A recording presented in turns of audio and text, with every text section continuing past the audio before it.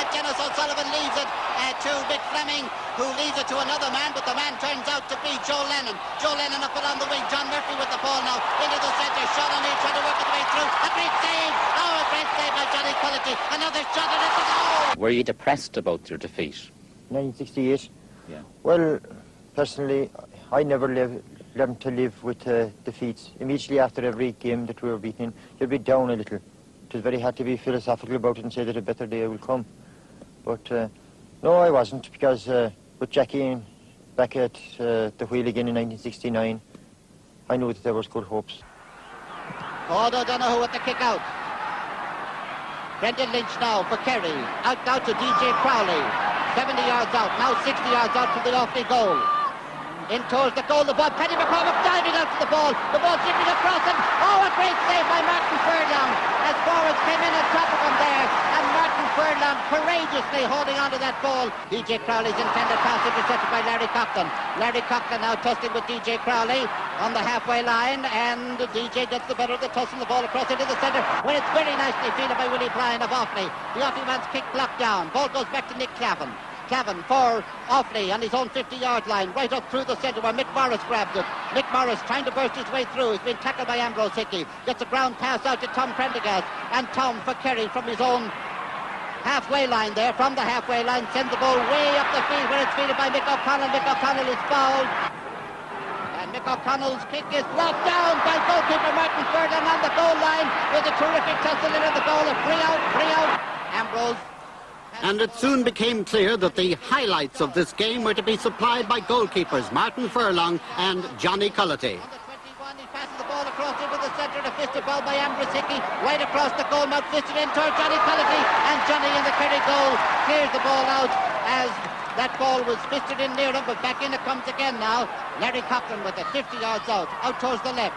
Sean Cooney tried to get his hand to it. Sean Evans has the ball now. He takes the shot. The shot is blocked down by Mick Morris. Out it comes down to Pat Keenan for Offaly. From the 21-yard line, it's high, it's dropping in, and Johnny Cullity, despite the incoming forwards, gets it out. And there's the throw-in, and the second half is on, and it is Larry Coughlin back to Willie Bryan of Offaly. And the Offaly man along the ground to Pat Keenan. Pat Keenan now 50 yards out from the Kerry goal, trying to take a shot. It's a high ball in towards the goal, but it's dropped across the goal mouth. Sean Evans has the ball, and he's shot. A great save by Johnny Cullity. And it was perhaps fitting that it was Johnny Cullity who took the Sam Maguire Cup as captain of the Kerry team. Kerry had won the All-Ireland Championship for the 21st time, perhaps their happiest moment of all. Once again, Mick O'Connell took no part in the celebrations, but he was not forgotten by any means. On my head tonight falls an honour far beyond anything I deserve, and far beyond my powers of expression. The honour of welcoming under the one roof the men who won fame more lasting than bronze, in the winning of 21 All-Ireland senior titles for their native kingdom.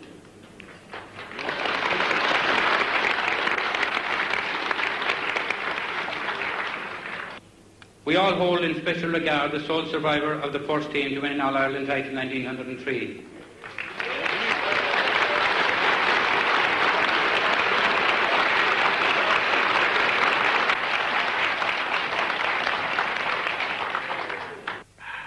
Who's the best footballer you've ever seen, Mr. Breen? Well, now, I'd say that Mick O'Connell is the best footballer I've ever seen.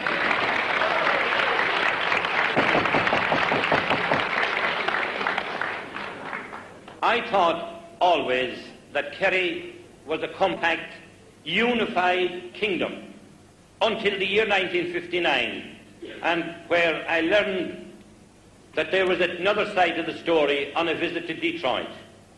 And on my first evening there, I was cornered by a group of men whom I very soon recognized to be Kerry men, and the first question they asked me was, how good really is Mick O'Connell? This was 1959. And I told them my honest opinion of Mick O'Connell. But the next question kind of stunned me. Was he better than Paddy Kennedy? And I had to use all my diplomacy at this because I didn't know where the company I was keeping at that particular time. But I do still remember saying that for style, nothing could ever equal O'Connell. And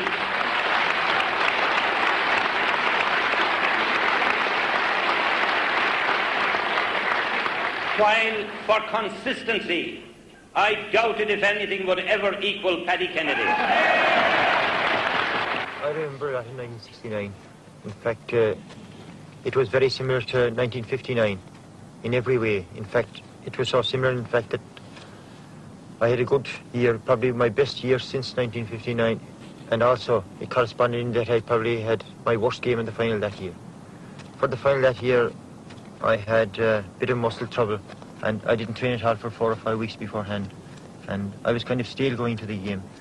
Offaly probably were not aware of this, and they didn't mark me exceptionally, but tightly enough, so that with Dinjo Crowley at midfield, who I found a very good partner all through that year, Dinjo played a very good game that day, and I think if there was more concentration on Dinjo that day instead of me, that Offaly might have won that game easily.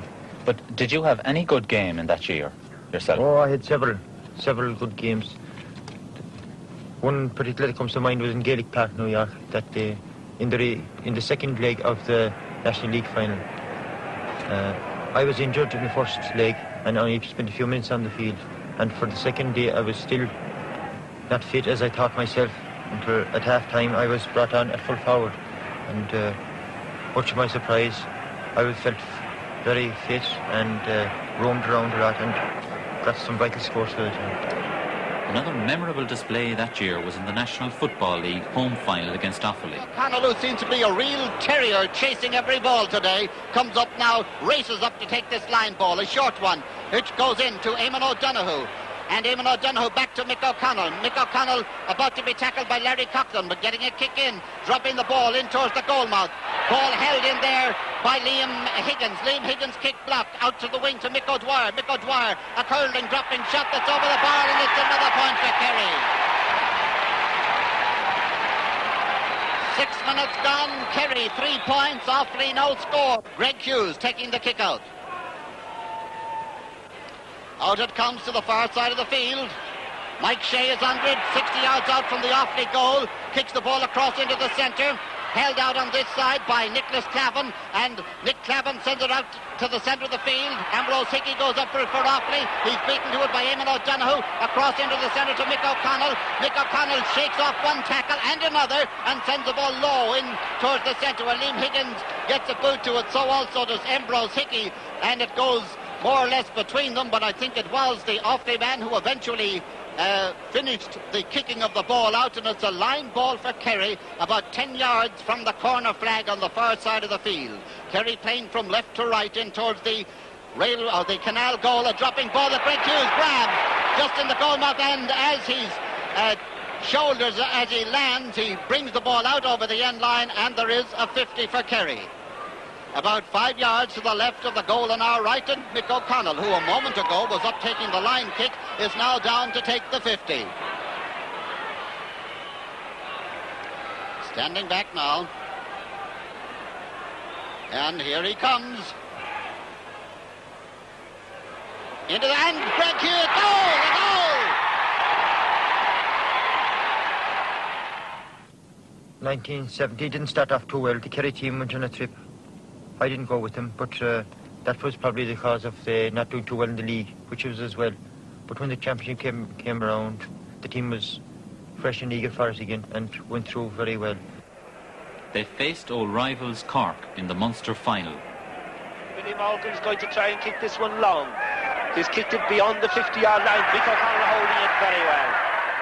Kicking it across towards Brendan Lynch and Kevin O'Sullivan. Broken by Brendan Lynch to Mick Gleeson. Mick Gleeson being followed and harassed by Jim Curtin, being fouled eventually by Jim Curtin, a free in to Kerry. Mick O'Connell will take it. It's about 30 yards out of the Cork goal, in front of the goal.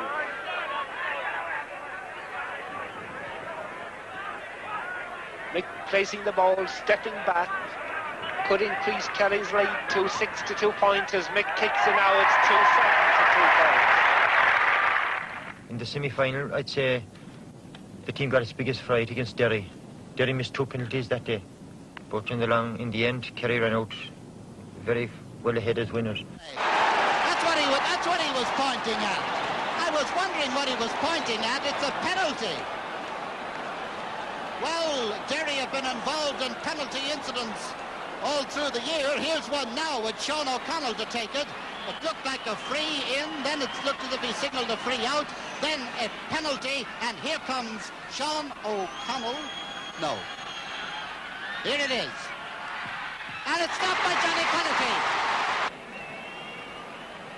Seamus Lagan walking up now, and here's his kick. Wide as a gate.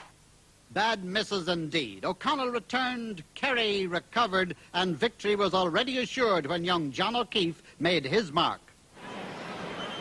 Brian Devlin has gone off the Derry team and has been replaced by Anthony McGurk. And here come Kerry again. It is John O'Keefe. John O'Keefe way up now, right in towards the goal mouth, and it's Seamus Hassan tapping it over the bar. It was easy in the end for the Kingdom, and so to the All-Ireland final against Meath in one of the great sporting spectacles. Kerry's 22nd title seemed easily come by when they went 8 points up in the second half. Dwyer's got it. And Mick O'Dwyer, who's the most effective man on the Kerry team, getting the ball high, dropping in towards the goal. Now John McCormack comes out to it. Gleeson goes! It's goal! Mick Gleeson, the scorer! But it was far from all over. Meath's great fighting spirit saw them get within 3 points of Kerry, and then came the clincher. The centre of the field, fielded well by John O'Keefe, picking Joe Crowley.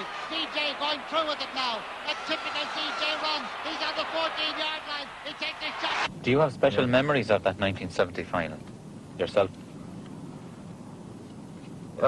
For myself, I have, of course, few memories, but the only real part I played in it was that he scored a couple of good points towards the end, one off play and one off a long distance free, which I think were not great scores, but they were very timely. They in addition to a goal scored by Joe Crowley and another by Mick Gleeson, I think they helped a lot to make sure of our win. 72, and we drew the first final that year, and on the run of play I thought we were very lucky to get a second chance. And the second day, as far as I can remember, Offaly were about 5 points and scored before we got going. Can Mick make this Kerry's number one?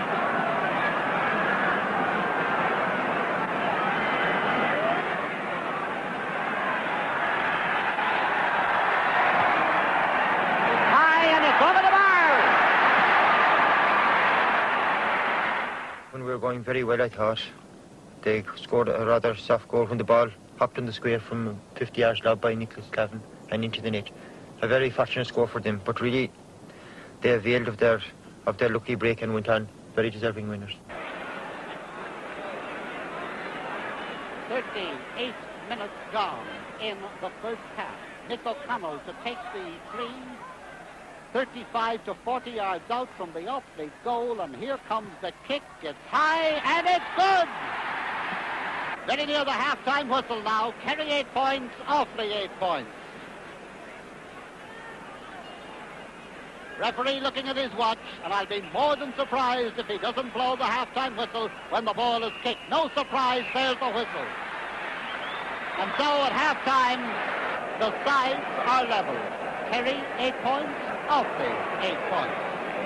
Who's going to last this 40 minutes for better? That's what's going to determine the destiny of the Sam Maguire Cup. Now, Kenny going up field, 50, 40 yards out. Now 21, his way being blocked and not blocked legally by Mick O'Shea.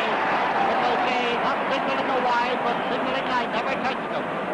Referee not having any of it and saying 3 in for Offaly. There's McCabe. Ended over the bar for a point, so Offaly making it Offaly 9, Kerry 8, and that is his 6th point of the game. He had scored 6 points in last year's All-Ireland as well, so if he gets one more today, well, he'll have beaten his previous best. Mick O'Shea, way out to the far side of the field. Brendan Lynch trying to get to it, but Martin Healy, the sturdy Martin, way upfield, and his sturdy Joni Sullivan. Drop kick out to the far side. Brendan Lynch running onto it, getting to it on the halfway line.